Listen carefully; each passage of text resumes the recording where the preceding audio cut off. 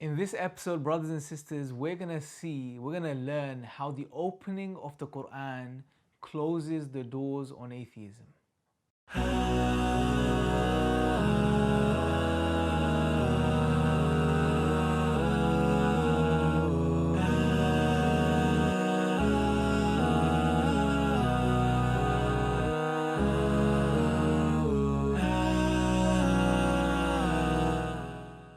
Assalamu alaikum, brothers and sisters. Inshallah, you guys are well. So in this episode, we're going to wrap up on this amazing argument, the designed to discover argument, how the rational mind and the intelligible ordered universe, both realities make complete sense under Islam, and they do away with any notions of atheism, and they account for the scientific method, because these two realities are the key assumptions of science, and without which you don't have science.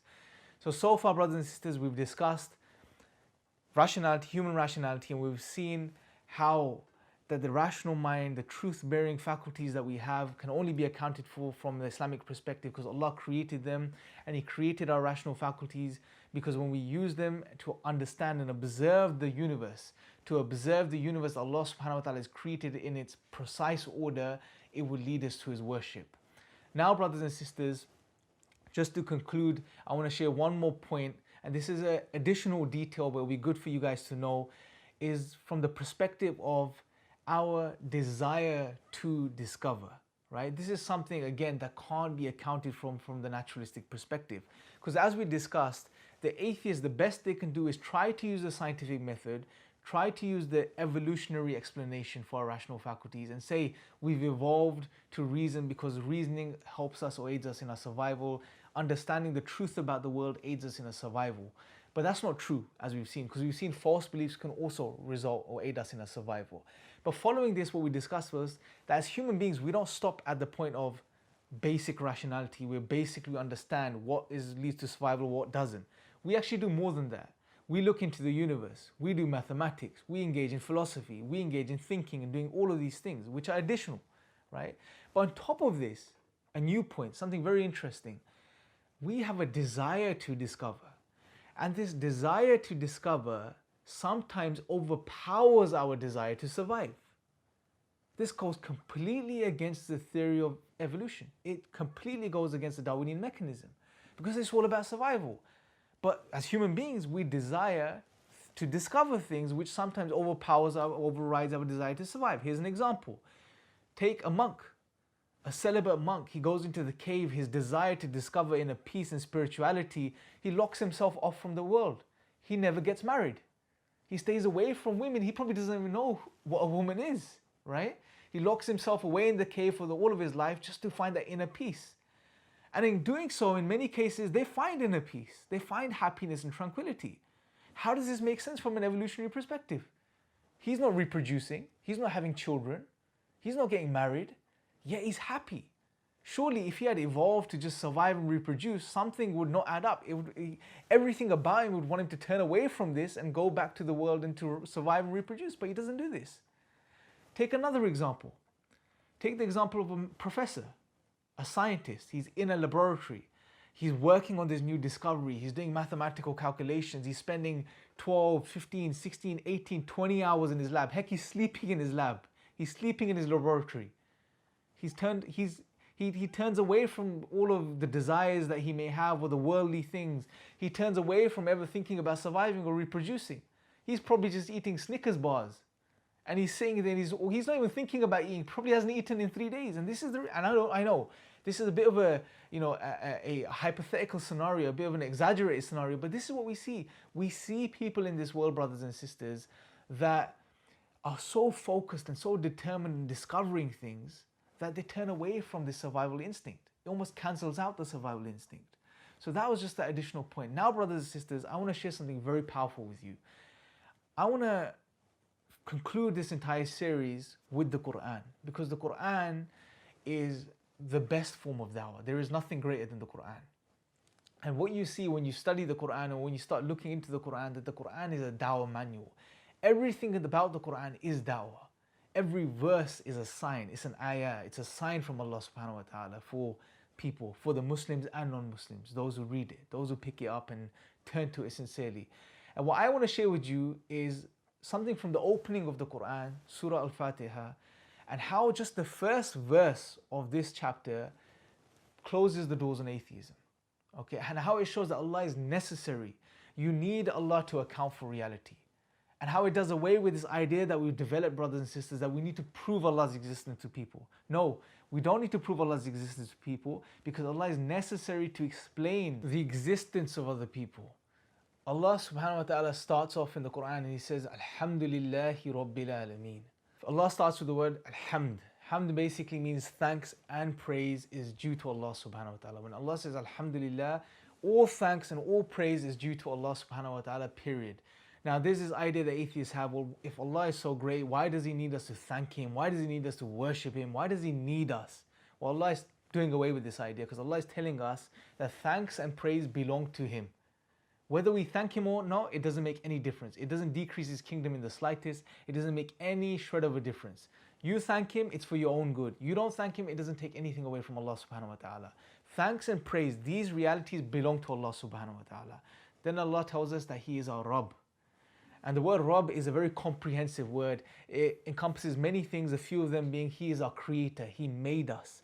He took us from a drop of despised fluid, and He shaped us and formed us in our mother's wombs. And then we came out, and then we grew over the years, and He took care of every single second of this process. Every moment of our development, every single need is taken care of.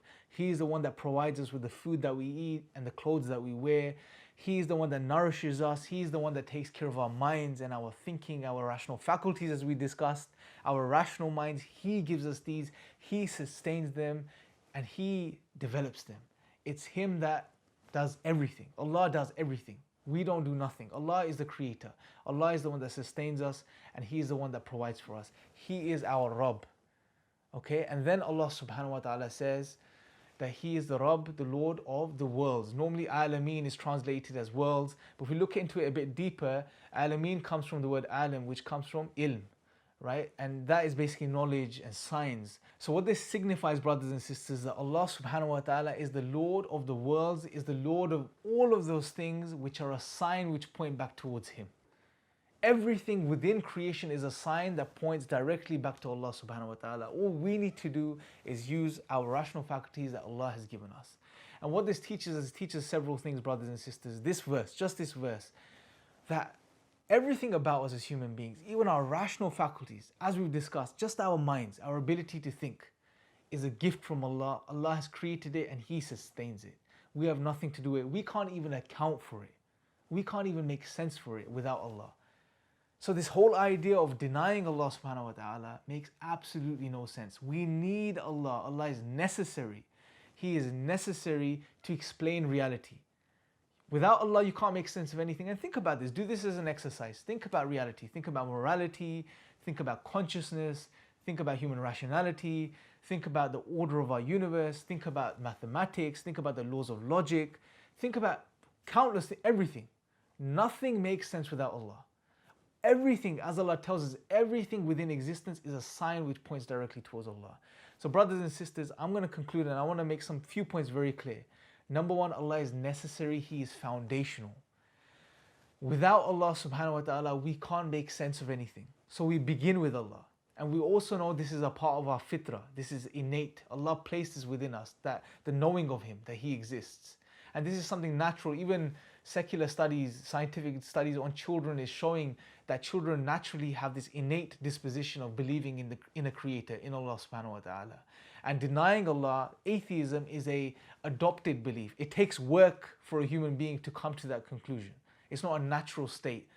And we know Allah is necessary. We know Allah is necessary to explain reality. So whenever we engage in discussions with atheists or non-Muslims, we need to move away from this whole idea of trying to prove Allah's existence. We need to prove Allah's existence using argumentation, and then someone will believe. No, we need to have this, at least in our minds, that Allah is necessary, He is foundational, Allah makes sense of reality, and people need to understand this.